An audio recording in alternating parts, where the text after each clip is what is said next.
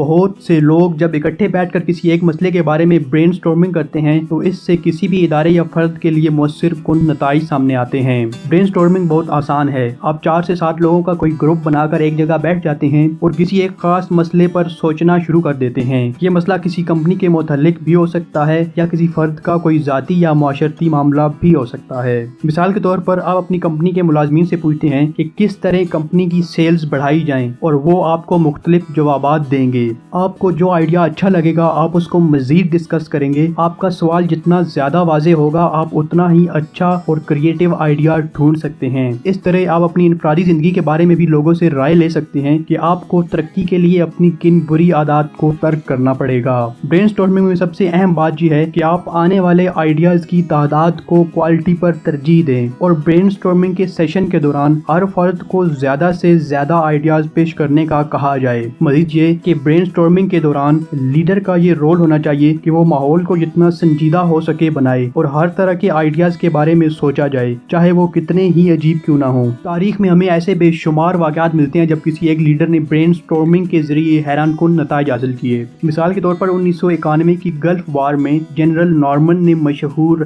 Heel میری attack کے دوران یہ تدبیر استعمال کی۔ جب اسے برین سٹارمنگ کے دوران یہ پتا چلا کہ عراقی آرمی اس کی آرمی کے ہر ایک اٹھائے جانے والے قدم کے بارے میں جانتی ہے تو اس نے ظاہری طور پر کویت بارڈر کی طرف اپنی آرمی بڑھائی اور رات کو خفیہ طور پر 2.5 لاکھ فوجی مغرب کی جانب بڑھا دیے۔ عراقی آرمی خفیہ ادارے کی خبر ملتے ہی جب کویت بارڈر کی جانب بڑھی تو جنرل نارمن نے ایک طرف سے اپنی 2.5 لاکھ فوج لے کر ان پر حملہ کر دیا اور یہ حملہ اتنا شاندار تھا کہ عراقی آرمی کو بھاری نقصان اٹھانا پڑا۔ اسی طرح جب 1962 میں جان ایف کینیڈی نے یہ کہا کہ امریکہ ایک آدمی کو چاند پر بھیجے گا اور پھر بحفاظت 10 سال کے اندر واپس لے آئے گا تو دنیا حیران ہو گئی، کیونکہ اس سے پہلے کوئی انسان چاند تک نہ پہنچا تھا۔ یہ ایک عجیب بات تھی، لیکن سوویت یونین کو نیچا دکھانے کے لیے پورا امریکہ اس بات کے خواب دیکھنے لگا۔ یہ کام اب ہر صورت کرنا ہی تھا۔ سب سے بڑا مسئلہ یہ تھا کہ زمین کی گریوٹی سے باہر نکلنے کے لیے راکٹ کو ہزاروں پاؤنڈ فیول درکار تھا، اور جب راکٹ واپس دوبارہ چاند سے زمین کی گریوٹی میں داخل ہو تو پھر چاند کی گریوٹی کے خلاف اتنا ہی فیول دوبارہ چاہیے تھا، اور اتنا زیادہ فیول خلا میں لے جانا ناممکن لگ رہا تھا۔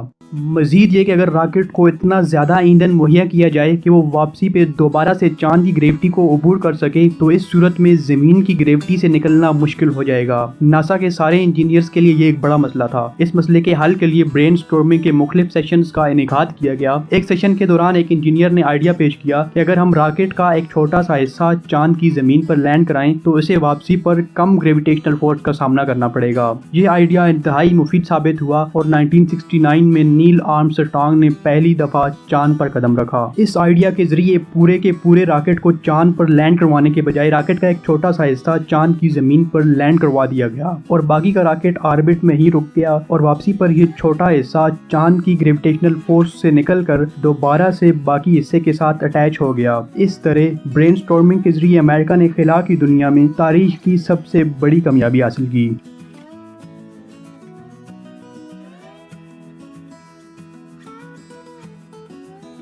Thank you for watching our video. Watch another one. We have very interesting content that can help you to grow in your life. Subscribe for more interesting videos and don't forget to press the bell icon.